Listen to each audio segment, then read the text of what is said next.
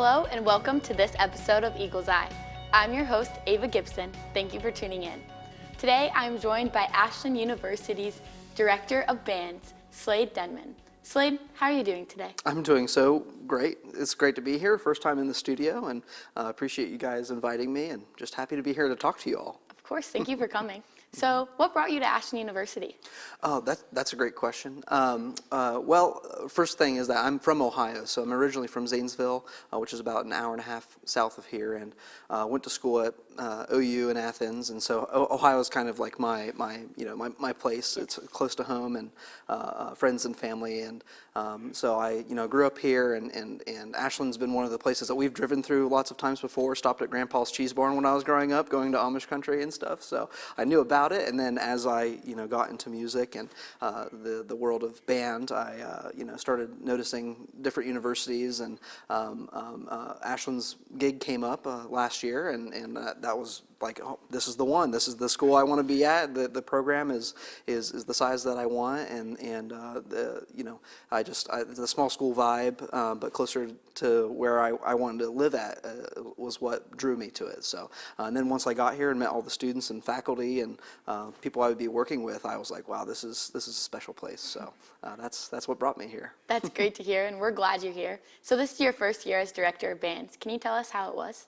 Great. Like I said, it was, all the support I've gotten from colleagues and the administration and students are very lively here and very passionate, and that's really given me a lifeblood of being able to, push for new things, go for new heights. So everybody's been very welcoming and helpful in my transition. So hopefully I'll be able to do an even better job next year with everybody, and I've got some ideas for some fresh things, but it's been good first year, I think. So what are some things you're looking to improve heading into year two? Ooh, that's a good question. I haven't answered that before. Well, there's a lot of great things here already, so I don't want to say that there's necessarily something that specifically needs improvement, because I think we're doing lots of things well, but I definitely want to see more activity and more involvement in the music scene, not just band, but choir and the theater departments as well. So just getting more people, more numbers, more bigger groups involved is kind of my priority right now. But that, and then on the marching band side of things, because I'm both the director of marching band, but also the symphonic band, I want to do a lot more like popular music and things that the student body are going to recognize. So I'm always advocating for more, new things that you just heard over the summer come out is something that we're performing in the fall semester. So that's kind of one of the main things that I want to push for that side of things. Then when it comes to the symphonic band side, I love going for very difficult music. I know that we're not able to do the best of the best things like the President's Own or something is able to do, but I want to see how far I can push my students musically and see where their talent what talent I can tap into and do more interesting and harder tunes on the symphonic band side. So Yeah. Yeah. That would be amazing to see and hear. So you came from Pikeville University. Can you tell us a little bit about your time there? Yeah, so I was at University of Pikeville for 3 years, and it's very similar in terms of a small town, a small school. Theirs is even smaller than here, but their program is different in the sense that they just started their music program before I got there. It's only been maybe the last 8 years or so that they've been trying to build a marching band. So being at the forefront of that, and although I wasn't the first director there, they had been through a lot of directors in a row, and I was actually the longest standing director there at 3 years, which is not that long. So that kind of tells you how much overturn that they had before I got there. So I think in that longer to them but still brief to me amount of time, we were able to establish a lot of traditions and expectations that stayed from year to year. So we were starting to grow, and they're continuing to grow now. And so I think I left a good mark there, and they left a big mark on me as well. But as far as the universities and towns compare, Ashland's a small town and a small school, but to me it does not feel like a small town. I don't know if it's like the proximity to Columbus and Cleveland, like right in the middle, but it feels so bustling for such a small, on paper, town. So as far as the one-on-one with students that we can have, it does feel small school in that sense, but I don't feel like I'm living out in the middle of nowhere or anything. So yeah, that's I guess how they compare. But it's a very beautiful place in Pikeville. Appalachia and all the mountains, just like a sea of green everywhere you look. But this is more like where I grew up. Flat plains, and cornfields and things surrounding us. But yeah, so I could keep going on for days for both places. That's amazing, and we're glad you're here. So there are different bands in the music department, such as the symphonic band, which you kind of touched on. Can you explain a little bit more about that to us? Yeah, so overall, we have quite a few groups. Our on the instrumental music side, our primary groups are the marching band, the symphonic band. We also have a community band. It's called the Ashland Area Community Concert Band. That's a long name.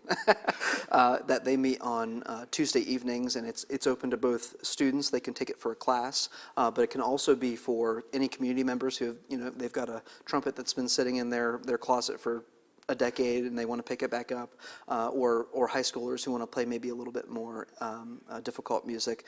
There's that group. Then we also have our jazz groups. We have a jazz combo and a jazz orchestra. I don't direct those groups myself, but those are really, really spectacular musicians that are in that as well. And then we have a lot of smaller ensembles like brass ensemble, kind of like your 10 people or below groups, brass ensemble, percussion ensemble. We have a string ensemble this year that's new.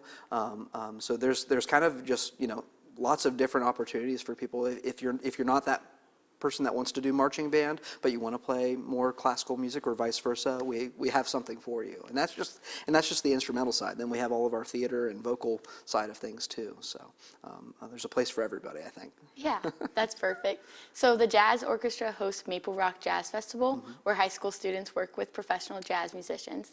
Can you tell us a little bit more about that and the importance of it? Yeah, so Jack Shantz from the Cleveland Jazz Orchestra is our new director this year, and he's taking over for our previous director who just retired, and he is a phenomenal musician, and I'm not kidding when I say that we are so lucky to have him here.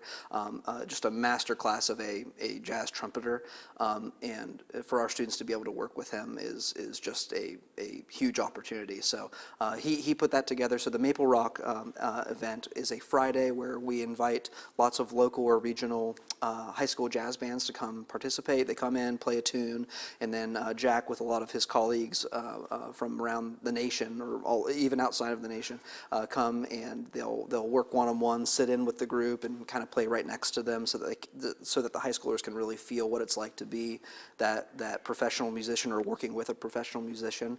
And then for that immediate feedback, as soon as they're done performing, to be able to talk with the person right next to them and get information on what it's like to live on the road or be a performer full time is a great opportunity. So, and then at the end of the night, so there's that all day, and then at the very to top everything off, the AU Jazz Orchestra, or Aljo is what we call it for short. They perform their entire set at the end of the event, and then Jack had a combo for that he put together that was his own personal group that went after that and just played their socks off. I mean, it was quite the event, so yeah.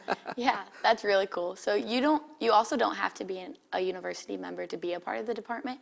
Can you explain more about that in the Ashland Area Community Concert Band? Sure, yeah. So like I had touched on previously, it's open to anybody that's able to make it out to Tuesday night rehearsals at 7:30. So there's no audition requirement either. It's just come try your best and be along for the ride for us. So I try to program music that's able to be played by all. So that way we're not leaving anybody behind and we're not boring the people that are the top of the group too. So we try to do stuff that's at least something for everybody. But yeah. That's definitely a really good opportunity. So the music department also gives out scholarships. Can you give us more information on that? Yeah, so we give out scholarships not just to music majors, but also to minors and people who participate in any of the music groups. So to get a scholarship, all you have to do is audition with us. We have several audition days, although if one of the audition days that we set doesn't work for you, we also try to set up one-on-one auditions between us and the full-time faculty and a one-off student who maybe doesn't decide to come to Ashland until the summer. We'll make time for them. So all you need to do is come play a couple tunes for us that you prepare on your own. So if there's anybody out there listening to this about, thinking about auditioning here, stuff from like a state list like OMEA's solo and ensemble repertoire would be something that would be great to audition with, and then we'll ask some scales, and then based on that and what groups you want to do, we can try to help you out and help you pay for school as well. So. That's amazing. So you're also the founder of the Mountain Arts Center and Wind Orchestra. What inspired you to start this? And can you tell us a little bit more about that? Yeah, so the Mountain, or MACWO for short, is the abbreviation of that. Mountain Arts Center Wind Orchestra is a adult group that I have down in, it's actually Prestonsburg, Kentucky, north of Pikeville, where I taught at before. And what really inspired, well, I had always kind of in the back of my mind wanted to start like a professional or semi-professional group that was auditioned, that I could pay the people to be there, maybe not like a salary like the a symphony orchestra that's established somewhere and that's all they do is play in those groups and teach lessons, but something where maybe a weekend or two out of the year I could get their time paid for on a weekend, and then have a Sunday concert. So I've always thought about having something like that. And then when I got down there to Kentucky, we didn't have anything like that in that area. But the Louisville Symphony Orchestra had toured through our part of town, and that one is an established symphony orchestra, and the reception of them was very widely well received, and I think a lot of people were interested after they came through and went back to Louisville, of having something like that homegrown and built there. So that's when I pitched it to, there's this Mountain Arts Center. It's like they do a lot of shows there, like country artists, comedians come in, but that's when I pitched it to them. I was like, hey, have you guys ever thought about having a classical group? And after having just had the Louisville Orchestra through, they were interested, and so that was my foot in the door. So then I started reaching out to lots of faculty members and master students and just really talented musicians around the state and even out of state too. I got, being from Ohio, I knew a lot of people from Ohio that were willing to drive down too. But I'd say maybe 80% of the group was from that region or from central Kentucky, and we put the group together, and it's a group where we get there that morning, we rehearse all day, which is not a lot of time for one concert cycle to put on an hour's worth of music, but like I said, having auditioned adults and getting the talent that we did, that's totally doable. So we sat down and rehearsed all day, and were able to put on a concert. So and that's just one of the highlights of my life so far, is being able to put that group together and have no reservations about the music that I pick. That's the kind of group where I can pick anything I want, and I know that they're going to handle it well. And being able to perform just the highest level of music is really fun. So yeah. Yeah, that's really interesting. So are there any other events that are coming up that you would like to tell us about? Yeah, next week actually, a week from today, we have the Ashland University Symphonic Band. We're doing our end of semester, spring semester concert. And this is actually coinciding with Dr. Tom Reed's retirement. So Dr. Tom Reed is our professor of music. He teaches all of our woodwind, or not all of it, but most of our woodwind lessons, saxophone, clarinet, oboe, that sort of thing, but also teaches our jazz combo. Well, this is his last year with us, although I think maybe he might be coming back and teaching some lessons. I don't know if that's public knowledge yet, but there you go. And so to have a big send-off for him, he actually wrote a piece for the symphonic band back in 2003, and we are revisiting that piece. He's acting as the main soloist in that tune, so we're going to feature him on the end of the concert and have a last hurrah with him. So come out and see that. That's on, like I said, next Friday at 7:30, and then we have another concert the week after that for community band May 1st at 7:30, and then we're taking the symphonic band on tour on the day before commencement, May 8th. We're going to go up and perform for Wellington High School, and then go up and see some things up in Cleveland. So, yeah. That's really cool. So as we said, this is your first year in this position. What has been your favorite memory so far? Oh, favorite memory so far? That's a good question. Well, I should also mention, I also have a 1-year-old daughter, so moving up here with my family has been, a big deal, but also, lots of hoops to jump through with that. But bringing her out to the playground over at Jack Miller Stadium has been one that sticks out to me. She just loves that sort of thing, and some of the other things in town, like the dairy barn that just got, I think it's getting remodeled maybe, or torn down. Anyway, over there at the park has been a lot of fun, and but things that specifically at the university, just working with my colleagues and putting these collaborations together. So we haven't had that concert yet, but this has been a really fun time putting that work together with Dr. Reed and with my students. I mean, band camp is a wild ride. So coming in and not knowing anybody or anything at first. My students were very helpful in that transition and just really stepping up and being little, almost assistant band directors, even though they're just students. And the things that they put together that week and the traditions that they have, there are certain days where they'll have activities or dress up a certain way and themed days. That was a lot of fun coming in for my first week. So I don't know if I can pick one thing so far in the last year that's been kind of my standalone memory, but yeah, there's been lots of great things that just overall have, like I said, build a great community for me to have entered with and now I'm a part of. So yeah. Well, it's great to hear that you and your family have found your home here. So if anyone wanted to reach out to you with questions about the music department or join the music department, how could they do so? Yeah, either just if you just Google, Ashland University Music, any of the links there, whether it's my email or Dr. Blackley, the choir director's email, or one of our administrative team members.